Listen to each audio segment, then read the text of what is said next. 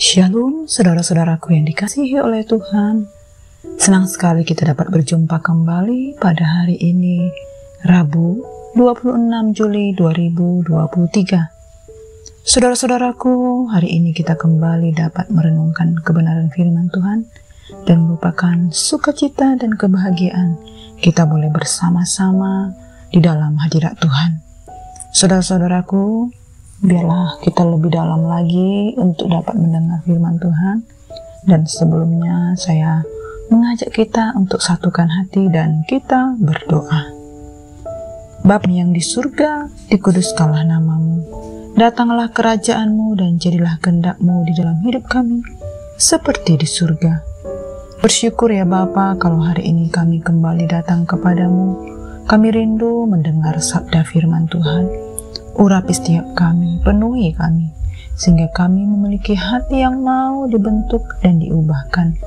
Roh Kudus, berikan kami pengertian, berikan kami kekuatan, sehingga kami sungguh-sungguh menjadi pelaku firman Tuhan.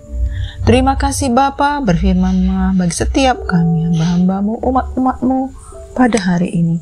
Kami percaya firman-Mu membawa kami menjadi hidup yang lebih daripada pemenang.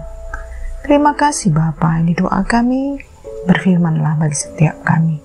Hanya di dalam nama Tuhan Yesus kami berdoa. Amin. Nah saudara-saudaraku, pada hari ini kita akan mendengar kerenungan firman Tuhan yang berjudul Mati Pengharapan. Kita boleh bersama membaca Alkitab kita yang tertulis di dalam Yeskiel 37 ayat 1-6 dan ayat yang ke-9. Mengajak kita untuk membuka tab Yeskiel 37, Kebangkitan Israel.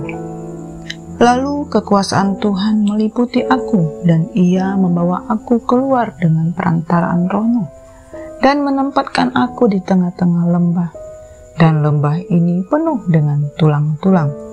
Ia membawa aku melihat tulang-tulang itu berkeliling, dan sungguh amat banyak bertaburan di lembah itu.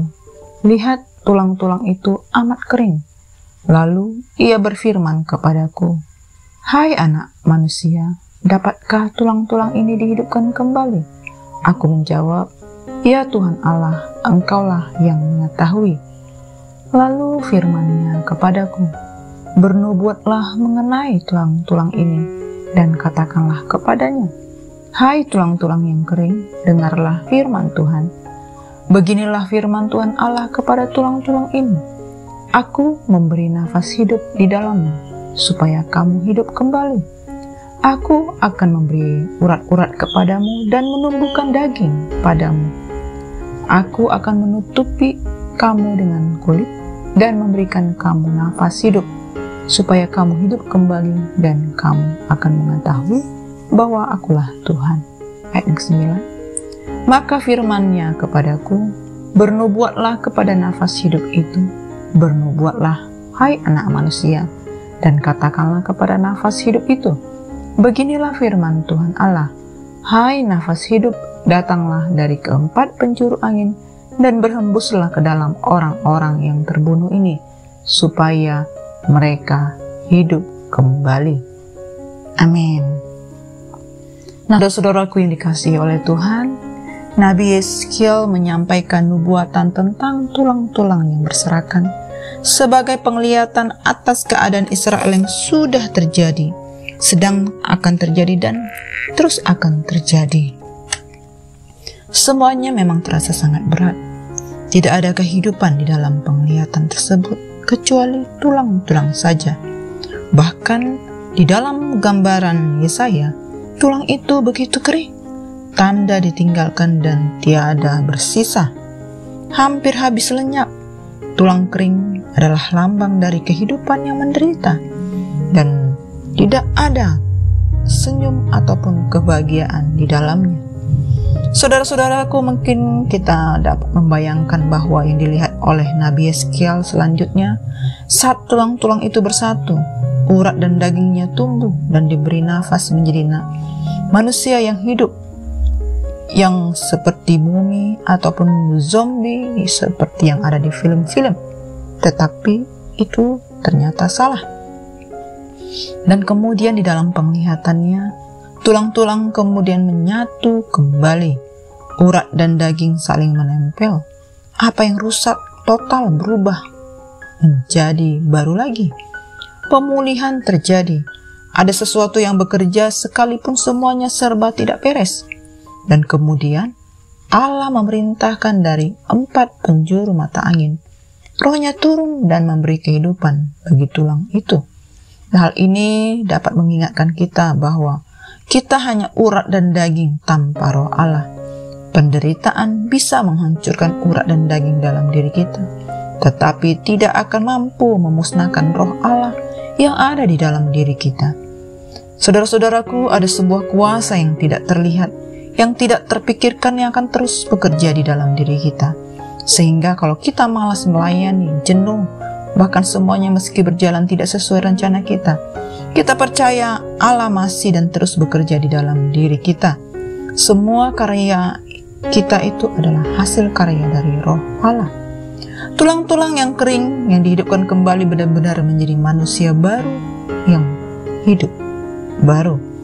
Dan Tuhan menunjukkan kepada Nabi Hizkiel bahwa seperti itulah kondisi bangsa Israel yang pada saat itu berada di pembuangan.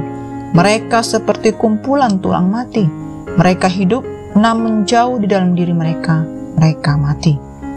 Saudara-saudaraku, dan seperti kabar buruk yang terjadi pada saat itu, kita tidak perlu kehilangan nafas untuk bisa merasakan mati.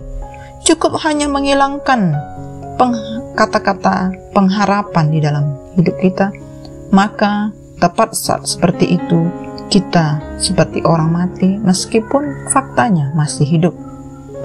Saudara-saudaraku, di dalam keseharian kita banyak kesempatan yang kita miliki yang menjadikan kita mati pengharapan. Saat kehidupan berjalan tidak seperti yang kita bayangkan. Saat kita melamar kerja, belum tentu dapat kerja. Dan ada gagal di sana-sini, keterpurukan, PHK, dan juga banyak hal lainnya. Saudara-saudaraku, jangan sampai hilang pengharapan, apalagi mati pengharapan. Karena Allah akan turun menjadi manusia, karena Allah sudah turun menjadi manusia dan diam di dalam diri kita, sebagai tanda bahwa Allah selalu berharap kepada kita. Dia tidak pernah kehilangan harapan di dalam kita. Saudara-saudaraku, melalui firman Tuhan yang sudah kita dengar pada hari ini, biarlah kita dapat hidup dari dalam kebenaran firman Tuhan. Di balik duka bangsa Israel karena pembuangan, saudara-saudaraku, dan juga banyak masalah yang terjadi, Tuhan menyediakan kehidupan baru bagi mereka yang percaya. Dan bagi kita juga kehidupan masih ada saat pengharapan ada. Tanpa pengharapan maka kita tak ubahnya seperti mumi ataupun zombie, hidup tetapi lebih mirip mati.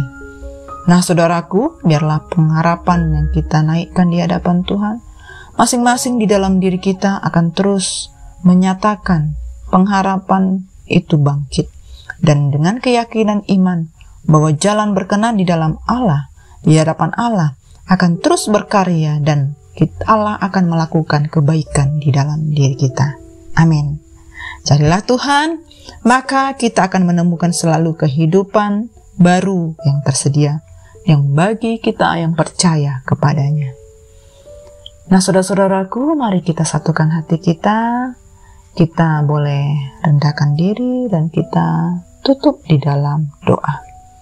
Terima kasih Bapa di surga, kami sungguh bersyukur buat firman-Mu yang sudah kami dengar. Kami percaya firman-Mu ya dan amin. Engkau yang memberikan kami pengharapan dan kami tidak khawatir lagi bahwa Engkau Allah kami yang bersama dengan kami, yang menguduskan kami, membangkitkan iman pengharapan kami. Terima kasih Bapa, biarlah Engkau Tuhan berkarya dalam kehidupan kami hari-hari ini.